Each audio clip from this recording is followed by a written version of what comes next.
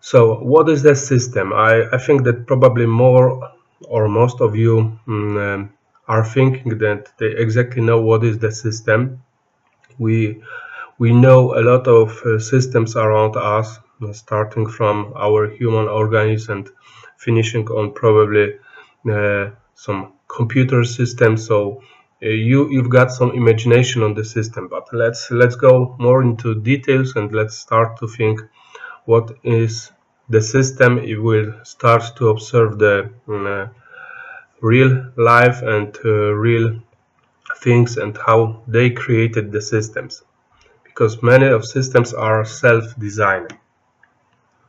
So let's start that we've got some units. Yes, I don't want to call the units because the systems is so overall meaning that I wouldn't like to name the unit, but we've got some units. So it's one single unit, then we can find another one, they maybe the third one. It is something which is very systems, very simple, and we can find it around us. So we can find many of such units, and then we are starting to observe these units. Maybe we can find some connection between some of them. You can analyze maybe some relations, maybe some dependencies between them. Maybe they are trying to cooperate to lead some functions together, not all of them, but some of them. So if you are able to find some interactions between those units, some correspondences, some dependencies, some cooperations, it's good start. It means that you are able to ordering these units. You can try to group them. So let's group them. We will put all the related units in one space, in one group, and then we will receive the grouped units. Yes, so it is a group of units with some relations between them, with some dependency maybe with them. So we did group them.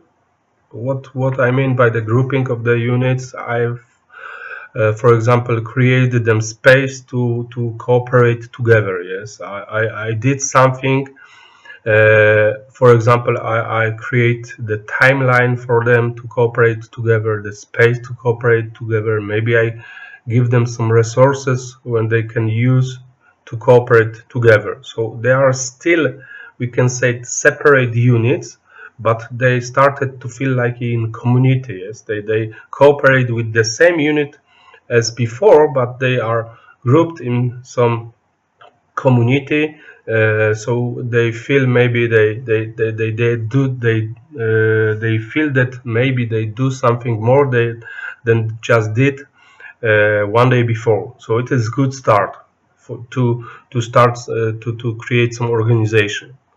So if we will go to the next step, we can find few others group of such units, already grouped unit, or you find other groups and you other units and you group them by the same way. So here right now you can realize that you've got few units, few groups of the units which are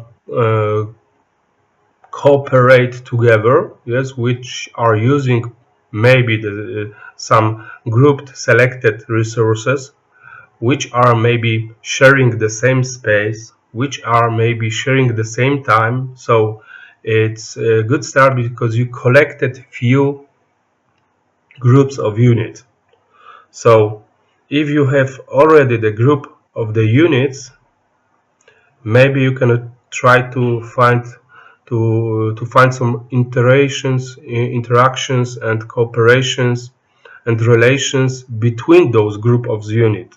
So it's good idea to analyze if we've got some goal, if I have some purpose, is it possible to create the cooperation between those group of units to realize, to conduct, to reach some goals, yes, to help me to reach some goals. So I set a goal, yes, it is the set of goal. I said, okay, so maybe I will try to find some cooperations between those group of unit, yes, and they will help me to reach my other goals. So it started to put them into one space or one timeline on one resources database, yes, and try to define the relationships between those group of units. So I did define that the one group of unit will be related with the second one, yes, they will cooperate, they will influence of each other. I did the same with the third group of unit, so it is the relations. I also defined the relations in the other group of unit, so I define the set of relations between those units or sub-elements, we can say, subsystems. Then I try to analyze all those relations due to the main goal, and it is a good start, and right now I can name it as a system. So right now you can see on the bottom of the slide the first description of the systems. When I've got the single unit, when I've got some interrelations between those system units, I did group it. I've got many of those.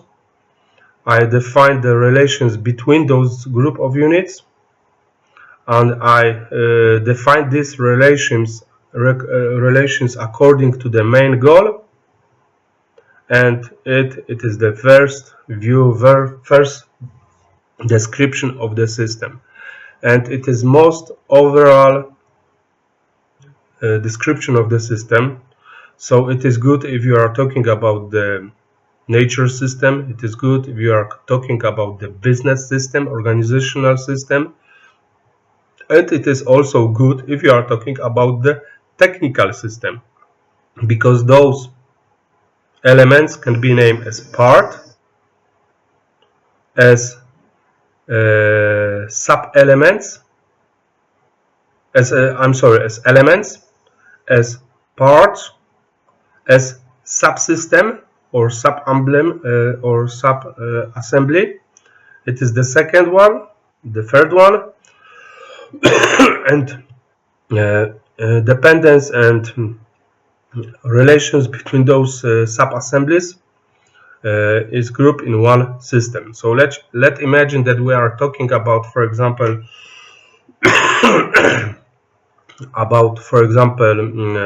suspension system of car vehicles. Yes. So we've got parts. The third part will be the pipes. The second one will be the tubes. If I will create something for those parts, we've got spring also. I will be able to design the shock absorber. Yes, so it is the shock absorber. The second part, it is the spring, the gum element, and it will be the springing elements. The third one will be the connections, connection 1, connector 2, connector 3, and so on.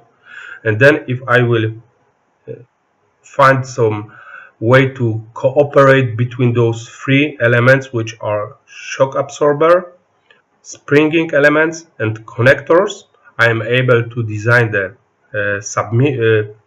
suspension system, and the main goal for the suspension system will be to absorbing the vibration from the road to the vehicles.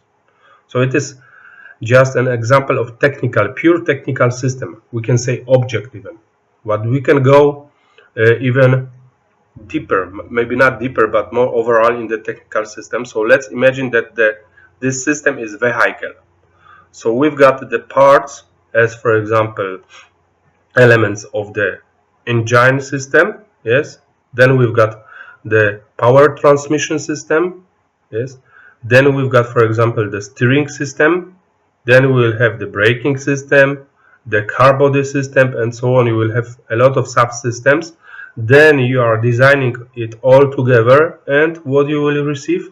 The vehicle. Yes, the main task of the vehicles is to providing the power to the wheel based on the combustion engine, for example. Also to let people to use the car, and also if it is the cargo vehicles, it is also important to transport the loads. Yes, so it is another example of technical system.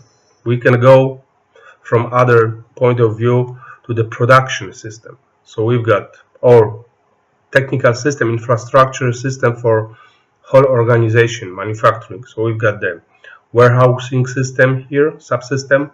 We've got the production system, yes, and we've got the delivery system. And all together, we have got, for example, the logistics system of our company, which is also the technical systems. But there are a lot of relationships ships out of the technical systems according to the pure business processes organization system, but it is also another kind of the system. Let's go to the another example. So it's a human body. We've got our head, we've got our heart, we've got our legs, and many others. All together, if I will cooperate them in the proper way, will be able to name it as human body, human organism. Yes, the main task is to survive, especially right now. So it is the most overall view of the systems. It is also the way how you are able to create and design the system. Okay, so let's go further. So let's start with the definition. So what is a system? It is a group of interrelated components that work together to achieve a desired goal. A system may be huge, like a space shuttle, or it can be small, like a cell phone, for example, or even much smaller. So you already know what is the components, what can be the components, which I named the units in the system, single unit. Then you know how to group it. Then you know how to find the way to group it. So find the interrelated relations inside, then cooperation between to achieve the desired goal. So it means that if you want to describe the system, you need to know the goal of the system, you need to know the groups and relations between those components. So organization of a system receives inputs, transformations, and through a process for output and operators in an environment made up forces such as economics, regulation, environmental, and many others. So another important information about the systems, it is the transformation process. I didn't talk about the transformation process, but first step to set the transformation process is to define a relation between those group of components. So it is the first way, because I want to define the relations to make it possible to achieve the desired goal of the system. But also you have to realize what will be the necessary input to start the transformation for your system, and what are expected output of the system. Every system has different desired goal, so the output should be corresponding with the goals. But from the another point of view, it is important to understand that your system, even if you will make it separate from the general system, it is always related with the environment. So environment has to be also taken into consideration, because the differences between the environment and your designed system will be called the boundary. So you have to always define the boundary of your system, because it shows what are the most important part of the system which you can influence on, and what